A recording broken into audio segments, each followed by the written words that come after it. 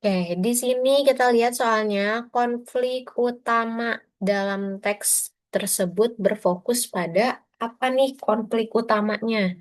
Kita baca dulu si teksnya. Di pinggir kota yang telah menjelma menjadi kawasan metropolitan terdapat sebuah desa kecil bernama Sindanglaya. Oke. Meski wilayahnya sempit, Sindanglaya menyimpan sejarah panjang tentang apa? Tambang emas bawah tanah yang kini cuma cerita.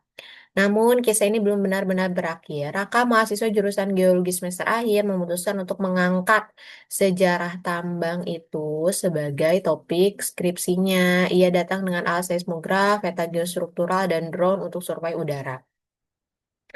Meski warga menganggap tambang itu bahaya dan mistis, Raka tetap menyusuri lorong lorong tua dengan penuh kehati-hatian. Berhari-hari ia tinggal di tempat rumah Pak Umar, mantan kepala penambang yang kini hidup dari hasil menjual kerajinan batu akik. Dari Pak Umar, Raka mendengar istilah asing seperti shaft, vein, dan ore body yang dulu digunakan Belanda dalam sistem penambangan bawah tanah. Kata-kata ini terekam kuat dalam catatan lapangan Raka. Namun, saat Raka menemukan dinding gua yang menggambarkan simbol-simbol aneh, ia ragu apakah ini bagian dari sistem pengamanan kolonial ya, atau hanya coret-coret anak kampung aja. Keraguannya bertambah saat kamera drone ini merekam bayangan manusia di lorong, padahal lokasinya seharusnya tertutup. Malamnya, Raka menulis sesuatu dalam jurnalnya kenyataan dan mitos seringkali berpadu dalam ruang yang sama antara fakta geologis dan juga jejak kolonial. Terdapat cerita yang tak selalu bisa dipecahkan lewat ilmiah.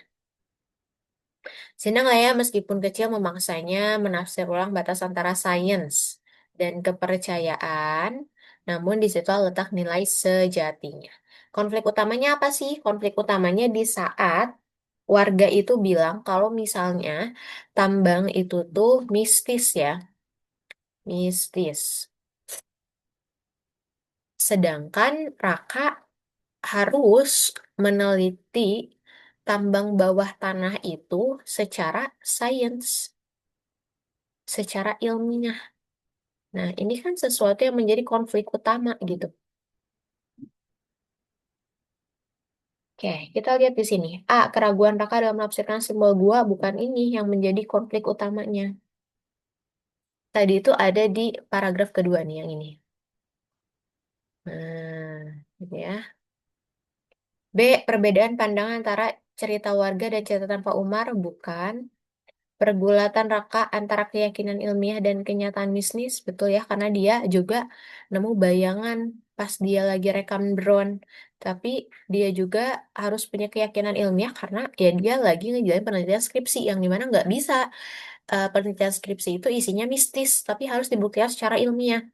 Yang D, ketidakpastian Raka terhadap sumber asal bayangan misterius dalam lorong bukan itu sebagai konflik utamanya. Yang E, perbedaan informasi yang ia dapat dari warga dan temuan drone juga bukan ya.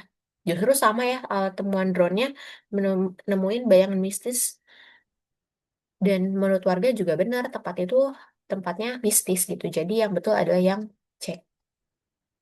Oke, sampai bertemu di pembahasan selanjutnya.